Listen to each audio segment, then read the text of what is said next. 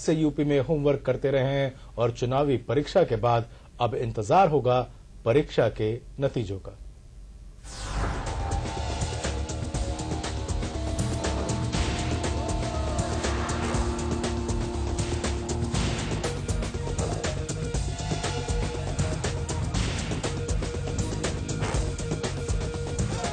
उत्तर प्रदेश में 3 मार्च को 7वें और अंतिम चरण की वोटिंग के लिए सभी तैयारियां पूरी हो चुकी हैं। सभी दलों ने प्रचार का वक्त खत्म होने तक भी जमकर प्रचार किया। अब सड़कों पर नारे, रैली और चुनावी सभाओं का शोरगुल शांत हो चुका है। वैसे तो 5 राज्यों में चुनाव हुए हैं, पर कांग्रेस और उसके युवराज की निगाहें यूपी में कांग्रेस की खोई हुई जमीन को वापस स्थापित करने में लगी रही। यूपी चुनाव में वैसे तो कांग्रेस के बड़े बड़े दिग्गज लगे थे, लेकिन कांग्रेस और खुद को देश की राजनीति में पूरी तरह से स्थापित करने के लिए राहुल गांधी ने खाना पीना, ऐशो आराम सब कुछ छोड़ दिया। राहुल की नजर में यूपी चुनाव की क्या अहमियत है, ये जानना हो तो इसी से अंदाजा लगाया जा सकता है कि राहुल गांधी 4 महीने से मैदान में डटे हैं और घर भी नहीं गए हैं। चुनाव के दौरान राहुल ने करीब 211 रैलियां की और 18 जगहों पर रोड शो करके पार्टी के लिए माहौल बनाया। और इस मिशन की शुरुआत हुई 14 नवंबर को पंडित नेहरू की कर्मस्थली फूलपुर से। वैसे राहुल गांधी यूपी को छोड़कर दूसरे किसी सूबे में गए भी हैं तो कम ही। जाहिर है राहुल की निगाहें यूपी की सियासत पर जा टिकी हैं। जानकारों का मानना है कि ये चुनाव कांग्रेस के साथ साथ राहुल गांधी के लिए भी बेहद अहम है। हम आपको बता दें कि इससे पहले किसी भी बड़े नेता ने एक राज्य में इतना बड़ा चुनाव अभियान कभी नहीं चलाया है। सियासी हलकों में ये भी खबर है कि अगर सूबे में कांग्रेस का वोट प्रतिशत और सीट बढ़ती है तो सियासत की चाबी कांग्रेस और राहुल गांधी के इर्द गिर्द होगी। इसीलिए राहुल गांधी ने यूपी में अपनी बनाई टीम के साथ धुआंधार प्रचार किया है और कांग्रेस महासचिव दिग्विजय सिंह समेत तमाम दिग्गज नेता यूपी में ही जमे रहे। कांग्रेस की आला कमान सोनिया गांधी के नजदीकी कांग्रेस महासचिव जनार्दन द्विवेदी राहुल गांधी के बुंदेलखंड दौरे के वक्त उनके साथ लगातार पूरे इलाके में कदमताल करते नजर आए थे। सच तो ये है कि इस चुनाव में सोनिया गांधी और मनमोहन सिंह के अलावा कई आला नेताओं ने चुनाव के लिए जोर शोर से प्रचार किया, लेकिन ब्रांड की बात करें तो इसमें सिर्फ राहुल गांधी का ही नाम आता है। प्रदेश के इस चुनावी महासंग्राम में कांग्रेस के युवराज अपनी पार्टी के लिए तो खूब पसीने बहाते नजर आए, लेकिन इनकी मेहनत कितना रंग लाती है, इससे पर्दा तो 6 मार्च को ही उठेगा। Bureau report, GNN news.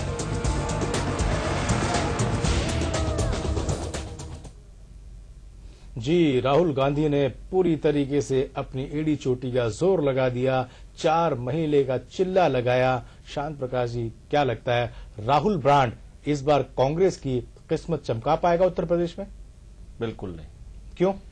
कारण यह है कि राहुल जी ऊपर की राजनीति कर रहे हैं जी, रैलियों में जाते हैं, जमीन पर इनका कोई काम नहीं है। और स्थिति यह है, अभी जैसे हरीश जी ने बात कही कि हमने इतने इंस्टीट्यूट खोले, यहाँ इतना रोजगार दिया। बेसिकली उत्तर प्रदेश से जितना पलायन हुआ, दूसरे प्रदेशों में लोग जो है नौकरी के लिए गए, केवल कांग्रेस की कारगुजारियों के कारण। और उसके लिए जैसा इन्होंने अभी एक टिप्पणी की थी राहुल जी ने कि किस लिए दूसरे प्रदेशों में जाते हैं भीख मांगने के लिए, आपने स्थिति इतनी बदतर कर दी, इस कारण से जाते हैं।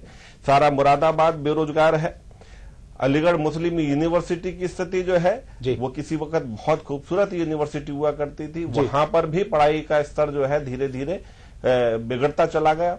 आपने अशोक वाजपेयी जी मेरे साथ फोन लाइन पे जुड़ गए हैं। जी, आपका बहुत शुक्रिया, धन्यवाद जी। अभी बात चल रही थी कि इस वक्त जो है सबसे बड़ा कैंपेन जो है 4 महीने का राहुल गांधी ने उत्तर प्रदेश में चलाया। क्या लगता है आपको राहुल ब्रांड जो है कांग्रेस को सत्ता तक पहुंचा पाने में कामयाबी हासिल कर पाएगा? मैं कहता हूं कि 8% कांग्रेस का आधार वोट था जो पिछले चुनाव के नतीजे हैं जी। कितना विस्तार हो जाएगा? 10 हो जाए, 12 हो जाए परसेंट, क्या 12% वोट से उत्तर प्रदेश में कोई परिवर्तन होने वाला है? जी, तो आपका कहना है कि कांग्रेस, मैं नहीं समझता हूँ उत्तर प्रदेश में कांग्रेस का इस चुनाव में कोई भविष्य है। नहीं, कांग्रेस का कोई भविष्य नहीं है। राहुल गांधी का जादू चलेगा कि नहीं चलेगा? अब जब राहुल का जादू चलता तो कांग्रेस के स्वास्थ्य में सुधार होता, मुझे तो कहीं कांग्रेस के स्वास्थ्य में सुधार होता प्रदेश में दिखाई नहीं। हरीश मिश्रा जी मेरे साथ बैठे, कांग्रेस को देखते हैं यहाँ पर, और ये बोल रहे हैं कि राहुल गांधी ने जो किया है वह बहुत कुछ किया है और उसके बूते वो बिल्कुल सत्ता की कुर्सी तक पहुंच जाएंगे। जरा पूछना चाह रहे हैं आपसे कुछ। वो पिछले लोकसभा में वाजपेयी साहब पूर्वांचल या उत्तर प्रदेश की जनता ने कांग्रेस के जनमत के साथ कांग्रेस का साथ दिया, नहीं दिया? अब उत्तर प्रदेश विधानसभा के चुनाव संपन्न हो रहे हैं, कल संपन्न हो जाएंगे। 6 तारीख को नतीजा आ जाएगा। आप जहां रह रहे हैं, आप इलाहाबाद से जहां से हैं, बहराइच से लेके और पूरे इलाहाबाद बेल्ट तक, अगर सबसे ज्यादा जीत बहराइच, गोंडा, बाराबंकी, बस्ती, सिद्धार्थनगर, सुल्तानपुर, रायबरेली, मतलब जो कुछ भी हासिल किया कांग्रेस ने लोकसभा में, क्या आप उस हमारे इतिहास को हम आगे की तरफ ले जाएंगे या पीछे की तरफ ले जाएंगे? इतिहास बहुत शानदार रहा है, लेकिन वर्तमान की बात हो रही है। वर्तमान में उत्तर प्रदेश का कांग्रेस में कोई बड़ा परिवर्तन नहीं होने जा रहा है और लोग बहुत ज्यादा कोई इजाफा होने जा रहा है। वो चुनाव के अगर आप वर्तमान की तरफ चले वाजपेयी साहब, तो हमने उत्तर प्रदेश को 33,000 करोड़ रुपए रोड के लिए दिए हैं, हमने मनरेगा के लिए दिए हैं, हमने किसानों के कर्जे माफ किए हैं, हमने आप देखें राष्ट्रीय ग्रामीण स्वास्थ्य मिशन के पैसे कितने हजार करोड़ रुपए बहुजन समाज पार्टी ने घोटाला किया है। हमारे किए हुए कार्यों को बुनकरों के साथ जो मैंने किया, क्या उत्तर प्रदेश की जनता उसे भुला देगी? हरीश जी, ये सारे काम जो आप गिनवा रहे हैं वो एन चुनाव से पहले हुए हैं।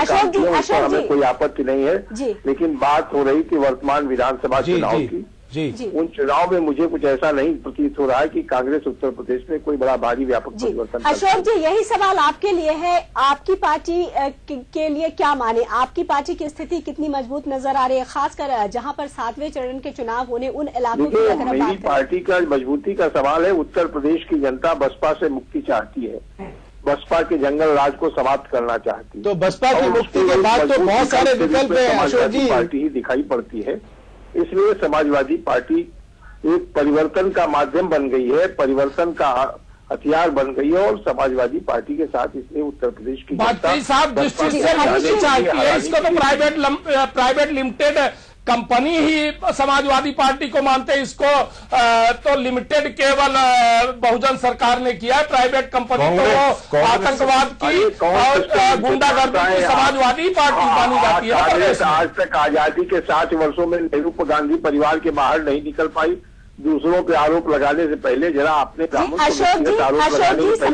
अशोक जी कि आज भी आप नेहरू गांधी परिवार की छाया के बाहर कांग्रेस नहीं निकल पाई है, उन्हीं के औरा में काम करती है, उसके अलावा अपना कहीं कुछ बना पाई, वो बताइए। जी अशोक जी, अगर समाजवादी पार्टी को भी छोड़ दे, कांग्रेस को भी तो छोड़ दे, और भी विकल्प हैं, क्या आपको लगता है कि बीजेपी के पांव और मजबूत नहीं हो पाएंगे अगर बीएसपी? नहीं, मुझे जो लगता है, मैंने जो प्रदेश का भ्रमण किया है, देखा है, मुझे लगता है कि इस चुनाव में समाजवादी पार्टी को जनता ने विकल्प के रूप में स्वीकार किया है। आपने कांग्रेस पर इल्जाम लगाया कि कांग्रेस जो है बिल्कुल नेहरू गांधी परिवार के इर्द गिर्द ही रही है, उसके अलावा बाहर नहीं निकल पाई। तो समाजवादी पार्टी के बारे में आप क्या कहेंगे? मुलायम सिंह, अखिलेश यादव और इसके अलावा शिवपाल, राम गोपाल जी, सिवाय इस फैमिली के अलावा कौन सा आपके पास विकल्प है जो आप कहते हैं कि आपके पास इनके अलावा दूसरा तीसरा और है और आप बिल्कुल आजाद हैं? प्राइवेट लिमिटेड फर्म है, तीनों की तीनों फर्में जो है प्राइवेट लिमिटेड। अशोक जी नहीं, उसमें ये सब अखिलेश जनता से 3-3 बार लोकसभा चुनाव जीत करके आए हैं।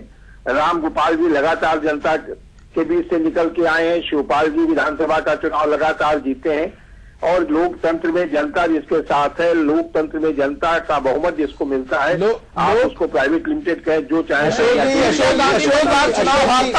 अशोक जी, लोकतंत्र की आपने बात की तो सोनिया गांधी भी चुनाव जीत के आती रही है और राहुल गांधी भी जीत के आ रहे हैं। प्राइवेट लिमिटेड बात मैंने तो नहीं कभी कहा, लेकिन जब इन्होंने उस बात कहा तो मैंने कहा पहले अपने दामन को देख लें जी कि हमारी पार्टी को आप प्राइवेट लिमिटेड कहने से पहले, कांग्रेस आज तक 60 वर्षों में, हमारी पार्टी तो 92 में बनी है और इन्होंने तो आज तक आजादी के बाद से नेहरू गांधी परिवार के अलावा आज तक कांग्रेस की राजनीति कुछ हो ही नहीं पाई। आप ये मुझे बता दिए कि पूरे अब ये कल आखिरी चरण का चुनाव होने वाला है, क्या लगता है आप अपने आप को कहां देखते हैं अपनी पार्टी को? हम लगातार इन 6 राउंड के चुनाव हुए हैं, समाजवादी पार्टी नंबर 1 रही है। 7वें राउंड के चुनाव में भी नंबर 1 होगी। 6 तारीख के नतीजों में भी उत्तर प्रदेश में समाजवादी पार्टी नंबर 1 की पार्टी। तो फिर बार बार आप कांग्रेस से हाथ मिलाने की बात क्यों करते रहे? कभी आपके नेताजी कहते हैं, कभी नेताजी के सुपुत्र कहते हैं। नहीं, देखिए, हमारा कोई कांग्रेस से, हमने कब कहा कि हमारी कोई दुश्मनी है? हम कांग्रेस को दिल्ली में हमने समर्थन दिया है मुद्दों पर आधारित। हम कहां पर कर रहे हैं? लेकिन जब उत्तर प्रदेश में अकेले हमारी पार्टी को बहुमत मिलने जा रहा है तो हाथ मिलाने की बात कहां उठती है? आज जो चुनाव के जिस तरीके की रुझान आ रहे हैं, जिस तरह का उत्तर प्रदेश के चुनाव में जनता का रुझान दिखाई पड़ रहा है, अकेले समाजवादी पार्टी बहुमत देने जा रही है। बिल्कुल अशोक जी, बहुत बहुत बहुत बहुत शुक्रिया। आपकी उम्मीदें आपके साथ बिल्कुल वैसी जुड़ी रहनी चाहिए, लेकिन 6 तारीख का जो दिन होगा वो बताएगा कि साइकिल आगे गई, कि हाथ गया, कि फांती या फूल। फिलहाल लेते एक ब्रेक और ब्रेक के बाद इस पूरे मुद्दे पर बने रहेंगे।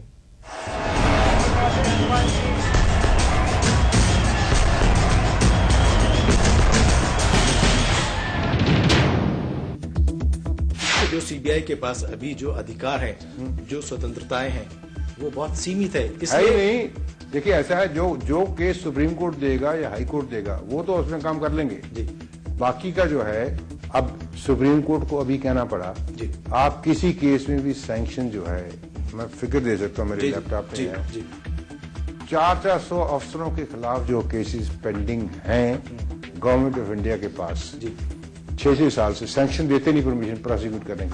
पूर्व सीबीआई डायरेक्टर जोगिंदर सिंह से खास गुफ्तगू देखिए रूबरू कल रात 8:30 बजे सिर्फ जीएनएन न्यूज पर। इडियट बॉक्स का सारा मसाला। कि मेरा मन करता मैं सबके सामने कह दूं कि मैं डॉक्टर आशुतोष से प्यार करती हूँ। तुम्हारी हिम्मत क्यों थी मेरा फोन कट करने की? फिर सच सामने लाना चाहता था। लाफ्टर वो भी कॉमेडी मार के। इमरान की फिल्में गधे देखते हैं।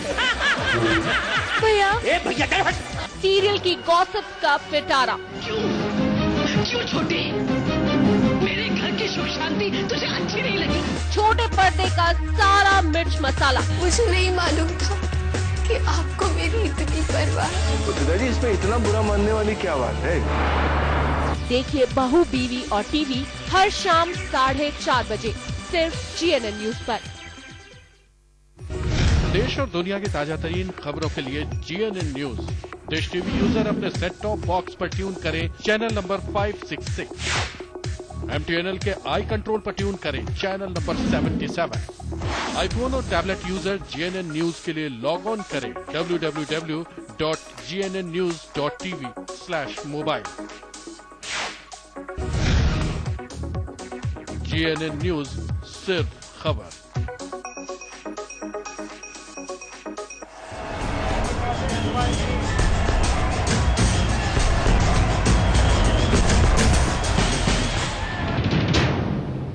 आप देख रहे हैं हमारा खास कार्यक्रम मुख्यमंत्री कौन।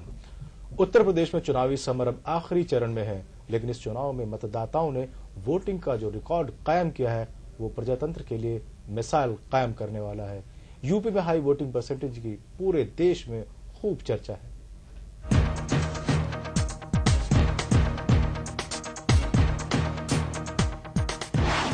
तारीख 8 फरवरी, पहले चरण का चुनाव। 55 विधानसभा सीटों पर मुकाबला। सूबे में रिकॉर्ड 62% मतदान। दूसरे चरण में भी वोटिंग का लगभग ऐसा ही नजारा देखने को मिला, जबकि बारिश ने खलल डालने की कोशिश की, लेकिन वोटरों के उत्साह में कोई कमी नहीं आई। तारीख 11 फरवरी, दूसरे चरण का मतदान। 56 सीटों पर मुकाबला। दूसरे चरण में 59% मतदान। लगभग यही आलम तीसरे चरण की वोटिंग का भी रहा। 7 चरणों में हो रहे मतदान की वजह से होने वाले चुनावी शोरगुल के बावजूद भी लोगों का उत्साह बरकरार रहा। तीसरे चरण की वोटिंग तारीख 15 फरवरी, 56 सीटों पर मतदान, 57% वोटिंग। तीसरे चरण में भी रिकॉर्ड 57% वोटिंग हुई। इसके बाद नंबर आया चौथे चरण का। तारीख 19 फरवरी, 56 सीटों पर मुकाबला, वोटिंग 57%। अगर पांचवें चरण की वोटिंग को देखें तो पांचवें चरण में भी वोटिंग परसेंटेज पिछले 4 चरणों की तरह हाई रहा है। तारीख 23 फरवरी। 49 सीटों पर मतदान, वोटिंग 59%। छठे चरण में भी वोटर्स में खासा उत्साह रहा।